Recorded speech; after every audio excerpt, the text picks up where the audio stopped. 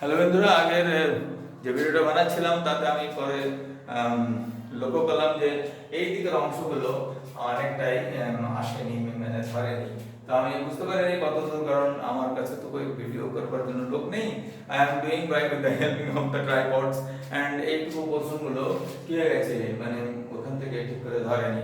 তো আমি আবার এটাকে সংক্ষেপে কিছু সময়ের জন্য বলে দিই। এটা হচ্ছে এই যে আমরা যখন বাচ্চাদের শেখাচ্ছি, it is practice for the beginner. আমি বলেছি এখানে যে সবগুলো ছোট বাচ্চাদের কথা ভেবে করা হয়েছে, এবং এটা আমি এখনই আগে করছিলাম, জাস্ট এ মিনিট এগো প্রত্যেকটা লিখে লিখে দেখিয়েছি। এখন আবার নতুন করে এটা করবার আর মানে তেমন কি বলছো, that is not having that much time and I have some other works also. একই জিনিস বারবার কেচে কনফিউজ করার মানে হয় না, তাই আমি আবার এটা সংক্ষেপে বলে দিচ্ছি কি বাচ্চাদের যখন শেখাতে হবে বিগিনার, যারা নার্সারি ক্লাসে যাদের তোমাদের সন্তানরা কেবল স্কুলে যেতে শিখেছে, তাদেরকে কিছু ভালো করে শেখাতে হবে। প্রথম থেকে তাদের হ্যান্ডরাইটিং কোয়ালিটি ডেভেলপমেন্ট করতে হবে, তাহলে এদেরকে প্রথম থেকে শেখাতে হবে। দেখো এটা 4 লাইন কপির মতো করে দাগ নিয়েছি আমি। এখানে বলেছি যে এটা টপ লাইনে লিখতে হবে, এটা বটম লাইনে এটা। তো কোনটা টপ লাইনের দিকে যাবে, কোনটা বটম লাইনের দিকে যাবে, আর কোনটা মাঝে থেকে যাবে, সেইটাও ওদেরকে ভালো করে বুঝিয়ে বলে দিতে হবে, ঠিক আছে? আর এখানে আমি দেখে লিখেছি এটা ক্যাপিটাল করেছি, একটু না হলেও চলবে। তো এটা করছিলাম, এটা ক্যাপিটাল করলাম, উপর লাইন টপ লাইন দিয়ে শুরু হলো, আর এটা যখন স্মল করলাম তো এটা বটম লাইনে নয় মিডিল লাইনে থেকে গেল, দুটো মিডিল লাইনে তার মধ্যে সমাপ্ত হয়ে গেল। এটা বলতে হবে, টার্ন করে ঘুরিয়ে এখানে করতে হবে। এবার যখন বিটা উপর থেকে করতে হচ্ছে তখন এটা ক্যাপিটাল হচ্ছে, এবার যখন বি উপর থেকে এখানে নামাচ্ছি তখন এটা স্মল হয়ে যাচ্ছে। এটা বলতে হবে যে স্মল তখন এদিকে অর্ধেকটা থাকবে না, আর এই অর্ধেকটা বিটা শুধু থাকবে এদিকটা ডান দিকে হবে। অনেকে বাচ্চারা ডি আর বি এর মধ্যে কনফিউশনটা চলে আসে, they can't differentiate between B and D. ওদের যখন বি এন্ড ডি টা কনফিউশন চলছে, যেটা রাইট সাইডে যাবে, তোমার ডান হাত থেকে যে ঝুঁকবে সেটা হলো বি, আর যদি পিছন দিকে থাকে তাহলে ডি হবে। এটা এই দুটো পার্থক্য, ওরা অনেক সময় ডিফারেন্সিয়েট করতে পারে না, বি কে ডি লেখে, ডি কে বি লেখে। It is a major mistake in the senior level, but for the children, for the young stars, it is not a major mistake, it is a kind of lack of concentration. ওটা আস্তে আস্তে শুধরে যাবে। তো বড়রা করতে হবে না, ছোটরা করে, কিন্তু করার পরে তাকে ক্ষমা করে দিয়ে দেখতে হবে, ঠিক আছে? এবারে সিটা যখন শুরু হতে, এখানে একটু ছোট রাউন্ড দিয়ে এখানে ঘুরিয়ে এখানে করা হয়েছে। এটা দেখুন আগে করছিলাম, আবার যখন স্মল করতে হচ্ছে তখন এই মিডল লাইনের মধ্যে করতে হচ্ছে, এটা বোঝাতে হবে। এবার ডি যখন করছি তখন ক্যাপিটালটা উপর থেকে শুরু হচ্ছে, ঠিক আছে? এটা হাফ রাউন্ড করে এখানে করে নিতে হচ্ছে এখানে জুড়ে। আর যখন স্মল করছি তখন এই দিকে বাম দিক থেকে শুরু হচ্ছে, উপর থেকে শুরু করে উপরের দিকে যাচ্ছে, আর এখানে এটা একটু টার্ন নিচ্ছে। কারণ আমি আগে বলেছিলাম যে ব্রিটিশরা তাদের একটা লেটারকে পরবর্তী লেটারের সঙ্গে জুড়ে দেয়, যেন কারসিভ করার জন্য একটু করে লেজ রেখে দেয়, সেই লেজটা পরের ওয়ার্ডের সঙ্গে জুড়ে যাবে। এবার এগুলো কিন্তু আমি ক্লাস 4 বা 5 এর ছেলেমেয়েদের জন্য বলছি না, এগুলো বলছি নার্সারি ছেলেমেয়েদের জন্য, ওদের জন্য পরবর্তী করা যায় কারসিভ। এখানে যখন ক্যাপিটাল ই করা হয় তখন বলতে হবে দেখো উপর লাইন দিয়ে শুরু করো, মিডল লাইন এটা লাগানো, এটা করো, এই উপরে তিনটাতে বাকি লাইনটা ছেড়ে দাও। এবার যখন ই করছি ওটাকে স্মল, তখন বলতে হবে যে এই মিডল লাইনের মধ্যে এটা ঘোরাও। আর কিন্তু এটা কি হচ্ছে, সি এর মতো হবে না, এটা একটু বেশি বড় চওড়া হবে, এই জায়গাটা মাথাটা এইটাকে বোঝাতে হবে যে সি এর মধ্যে একটু ছোট জায়গা করলে হবে না, কারণ সি আর ই এর মধ্যে পার্থক্যটা বোঝানো যাবে না। এবার যদি এফ করা হয় টেস্ট বলতে যে এফ করতে শুরু করো, ঠিক আছে? আর এটা একটা স্মল এখানে করতে পারো, এদিকে ঘুরিয়ে নিয়ে এসে ঘুরিয়ে করে দিতে পারো, আর এদিকে করে দিলে, আর একটা এফটা এরকম হতে পারে, দুরকম হতে পারে, কিন্তু কিছু তো এফটা উপরে থেকে যাবে না। এটাও তার কনসিয়াসলি বলে দেবে যে এফটা উপর থেকে শুরু করবে না, ঠিক আছে? এবার যখন জিটা শুরু করছি ক্যাপিটাল, তো এখানে উপর লাইন দিয়ে শুরু করলাম, দিয়ে এবার যখন স্মল করছি এটাকে, তখন এটা ঘুরে বটম লাইন দিকে যাবে, এটা দাগ মেরে দিয়েছি, বটম লাইনের দিকে যাবে এটা।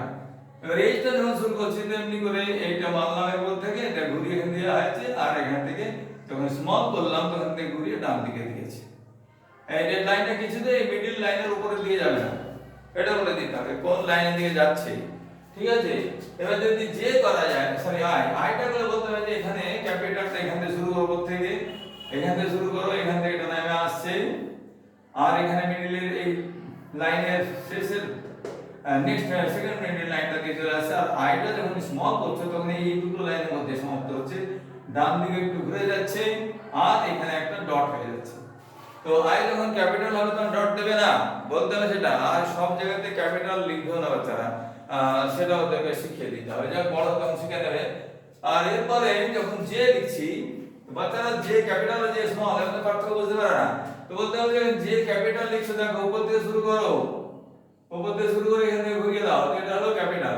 আবার যে যখন স্মল লিখছো তখন এখান থেকে মিডল লাইনের মধ্যে থেকে নামিয়ে একদম বটম লাইনে চলে যাও, এখানে একটা ডট দিয়ে দাও।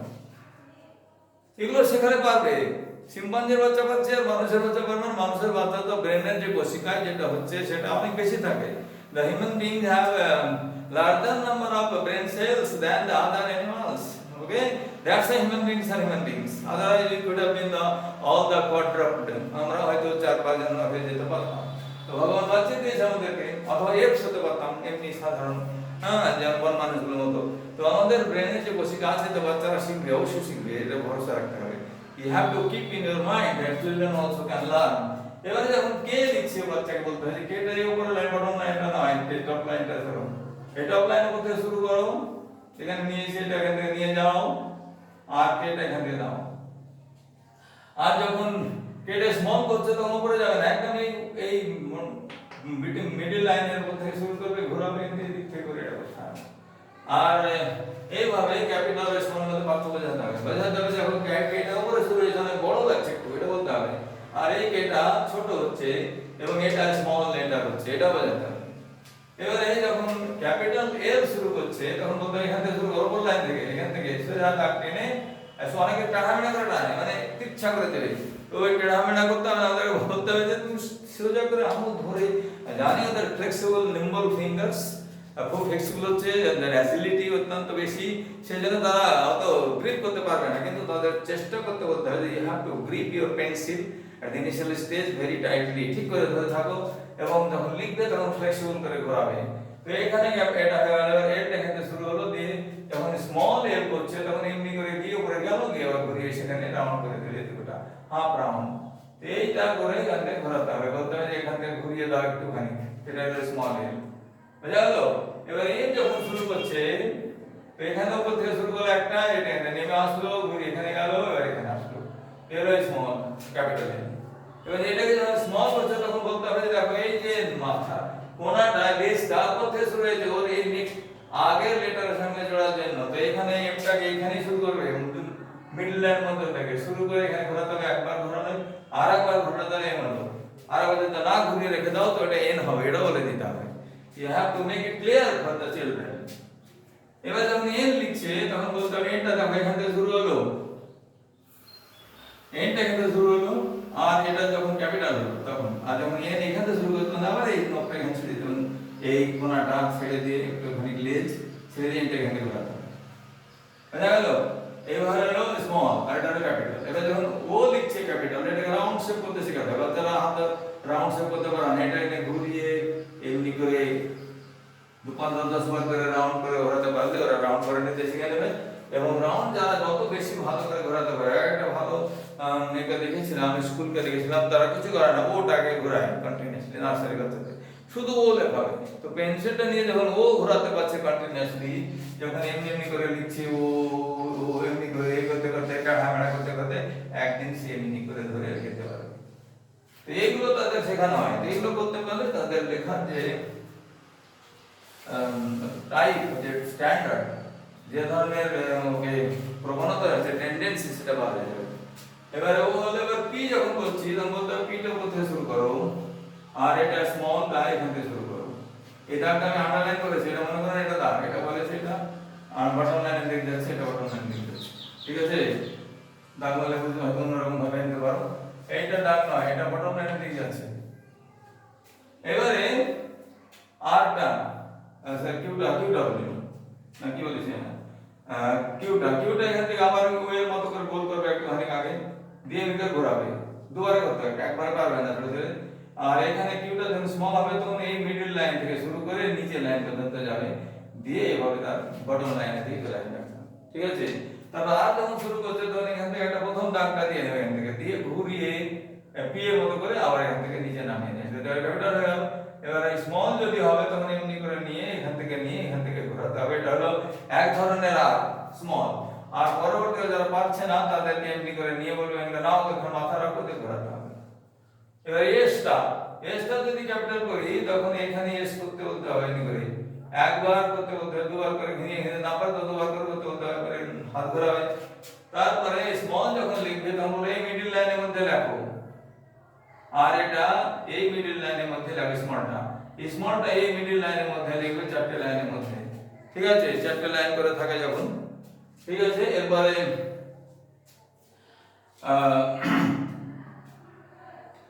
এবারে যখন এখানে টিটা করছি তো টি বলতে হবে যে টিটা এখানে উপরে আছে আর নিচে দাগটা টেনে দিয়ে এখানে নিচে আর মারবে না, এই দাগ মারতে যাবে না নিচে, কারণ ওতে কি হবে আয়ের সঙ্গে, কারণ আইটা আমরা বড় করে দেয় এটা মনে দেয়, তখন কি হয় তখন এইটা কনফিউশন হয়ে যায়। বাচ্চাদের বলতে হবে টি এর নিচে দাগ মারবে না, টি এর একবার উপরে দাগ মারলেই হবে, বোঝা গেল? আর যখন স্মল করবে তখন বলতে হবে এই মিডিল থেকে উপরের মাঝের লাইনটার এখানে উপরে যেটুকু জায়গা আছে তার আধা হাতি থেকে নিতে হবে, নিয়ে ঘোরাতে হবে। এবারে ইউটা যদি হয়, বোঝা গেল কিনা? আমরা তাহলে বলছি আগে একবার বলে নিয়েছি বলে আর দীর্ঘ করে বলছি না। তো এইটা ইউটা যখন হচ্ছে, ইউটা এখানে বলতে হবে এমন করে নাও না ইউ টার্ন করা, একদম ভি এর মতো করো, টার্ন নেবে এখানে রাউন্ডস করবে, একটু রাউন্ড করে এরপর দিয়ে যাবে, এসে দাও সোজা যাবে এটা। আর যখন স্মল করবে তখন এখান থেকে কিন্তু একটুখানি গ্লাস বাড়িয়ে নেবে, দিয়ে এখানে ঘোরাতে হবে, বোঝা গেল? তো এবারে এটা হলো ইউ। এবার যখন ভি হবে বলতে হবে ভিটা দেখো এমনি করে ভি শুরু হয়, ইউ এর মতো না, একদম এখানে অ্যাঙ্গেল হবে, একটা কোণা হবে, ওইটা হলো ভি। আর এটা বড় হবে উপর লাইন থেকে হবে, এটা হলো ভি। আর যখন স্মল হবে তখন এই দুটো লাইনের মধ্যে শুরু করতে হবে আর এটা এভাবে ঘোরাতে হবে, ঠিক আছে? বোঝা গেল? এটা এইভাবে ভেবে চিন্তেই কাজ করতে হবে। আর তারপরে হলো ডব্লিউ। ডব্লিউ যখন এখানে শুরু করছে তখন বলতে শুরু করলো, এখানে নিয়ে গেল, এখানে নিয়ে গেল, মানে এমটা উল্টো দিলেই হবে, উল্টে দিলে এমটা উল্টো পথ। আর এটাকে যখন স্মল লিখছে তখন এই মিডল এই লাইনটা দিয়ে লিখতে হবে, তো বলতে হবে যে এখান থেকে শুরু করো মিডল থেকে, আর মিডলের মধ্যে শেষ করো, আর উপরে যাবে না আর নিচে নামবে না ওইটা দিয়ে। এবারে এক্সট্রা যখন যাচ্ছে তখন বলতে হবে এখানে একটা এক্সট্রা ইঞ্জিনের দাগ টানাও ভদ্রভাবে, বেশি টানামানা করবে না, এইটাকে টেনে ছেড়ে দাও, তাহলে ওইটা করলেই হবে। আর যদি পারো একটু ছোট ছোট দাগটাও দিতে হবে। আর যখন স্মল করতে হবে তখন এমনি করে বানাও, প্যান্টটাকে ঘোরাও, ঘুরিয়ে এমনি করে করো আর এমনি করে ঘুরিয়ে দাও, এটা হলো এক্স স্মল, ঠিক আছে? আমি একটা ছেলেকে অগণিত সময় মানে এতবার এক্স লিখিয়েছি, ক্লান্ত গেছিল বেচারা, এক মাস ধরে লাগাতার পাতা লিখতে বলেছি, কারণ এক্সট্রা ভালো ভালো সবগুলো লেখা, এক্সট্রা লিখেছি প্রথমে, তারপর অন্যান্য অ্যালফাবেটের সবগুলো লিখেছিলাম। এবং সেটা এখন অস্ট্রেলিয়া রয়েছে। আমি আগে বললাম যে ভিডিওতে যে he just concede the fact now that whatever I have become it is for you said। তো যাই হোক এটাই ভাবে বোঝাতে হবে। এবার নেক্সট হলো ওয়াই। ওয়াইটা বলতে হবে উপর থেকে শুরু করো দিয়ে এখানে এনে শেষ করে দাও, ওয়াইটা লাইন ডান টেনে এই পর্যন্ত নেমে নিয়ে আসবে না, নামিয়ে আনতে হবে। এবার ওয়াইটা যখন স্মল হবে তখন বলতে এখানে একটা করে ছাড়ো, ঘুরিয়ে এখানে দিয়ে নাও, দিয়ে ঘুরিয়ে এখানে বটম লাইনে নিয়ে এসো, এখানে শেষ ঘোরাও, এইটাও শেখাতে হবে, ঠিক আছে? আর জেডটা এখানে বলেছি, জেড হলো এখানে এরকম যে এখানে নিতে শুরু করো সোজা করে, এখানে টেনে নিয়ে আসো, এখানে নিয়ে শেষ করে দাও, এটা জেড। আর যখন স্মল হচ্ছে ব্রেকটা তখন এখানে এই করে জেডটা লিখতে হবে। এখানে আমি লিখে উদাহরণস্বরূপ লিখলাম, ধরো কারণ সৌরভ ছোট একটা বাচ্চা, তো বলতে হবে যেখানে তুমি সৌরভ এক্স লিখো আগে, তো ওটা এখানে লিখো 80 লিখো, 60 ক্যাপিটাল লিখবে না, স্মল করবে সব। আর ওর মধ্যে তোমাকে লাইন আছে ধরে নিতে হবে, উপরে যাবে না কেউ, এটা বলবে উপরের লাইনে লিখবে না, মাঝের লাইনে লিখবে, আর এখানে সৌরভ লিখবে। আর কুমারের কেটা একটু বড় করবে, বলবে যে এটা একটু বড় করো, এখানে কে করো, ইউ করো, এখানে এমটা 3 বার করে টানো, এ এমনি করে লিখে এদিকে টানো নিচের দিকে, আর আরটা ঘুরিয়ে দাও, এটা তো সৌরভ কুমার। তাহলে এমনি করে তাকে শেখাতে হবে, ঠিক আছে? তারপরে সামিনা, ধরো কারো নাম সামিমা, তো সামিমাকে এস ক্যাপিটাল এখানে বললাম, আর এখানে এই করলাম এখানে মাইন্ডের মধ্যে, তারপরে আমি লিখলাম এবার সামিমা। ধরো আমার এটা মনে রেখো যে আমি জানি, আমি মনে রেখে যখন আমি আমাকে বলি আমার কথা, যদি আমাকে বলো আমার নামটা ঠিক লিখতে, তো আমি এমনি করে লিখবো।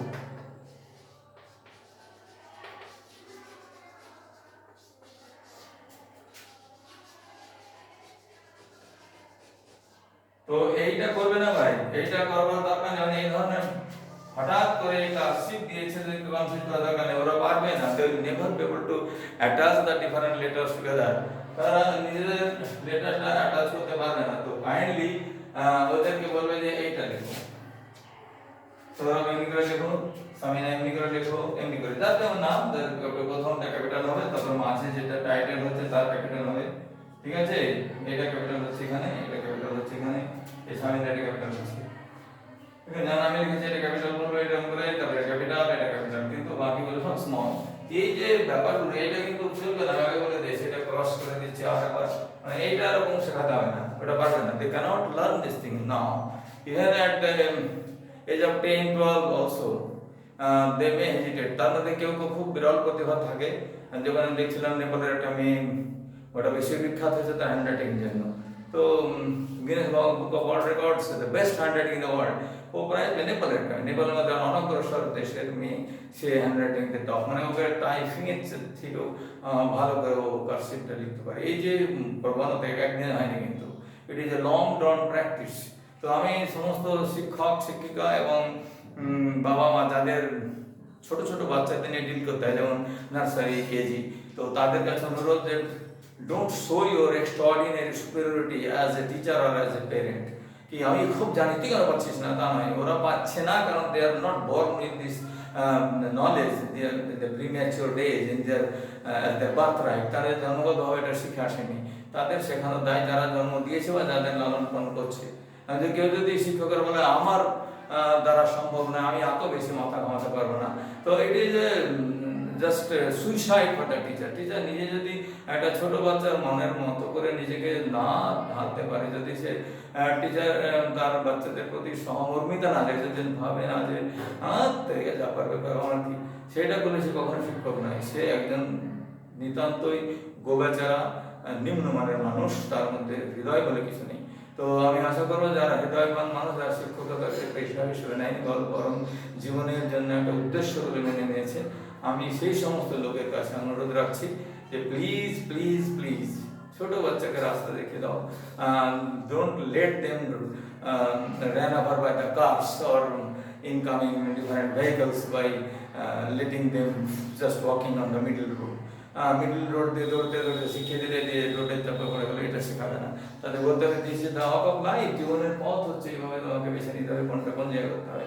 If you are capable to do this, যদি এটা করতে পারো তো তোমাকে একজন সাকসেসফুল, একজন গর্বিত পিতা বা গর্বিত মাতা অথবা গর্বিত শিক্ষক হিসাবে নিজের মনে একটা শান্তি এটা আসবে।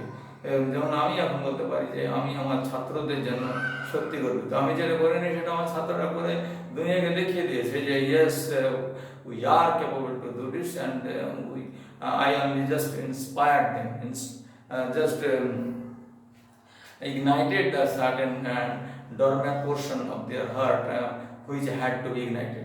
তো ওদেরকে হার্টের মধ্যে চেতনা জাগিয়ে দিয়ে তোমাকে বড় হলে এরকম করলে একদিন বড় হয়ে যাবে।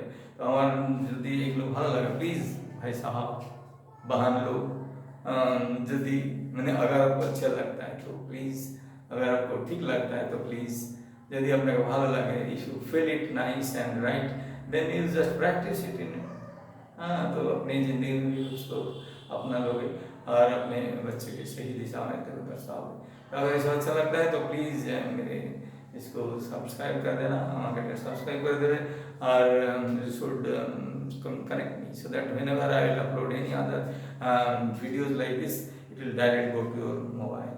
ঠিক আছে, ভালো করে থাকবে সবাই, আর ভালো করে মানুষ করে তুলবে, যাতে তোমার আন্তরিক যে চেষ্টাটা সেটা বিফলে না যায়। সন্তান মানুষ করতে হয়, সন্তান মানুষে আসে না, মানুষের এটাই বিড়ম্বনা।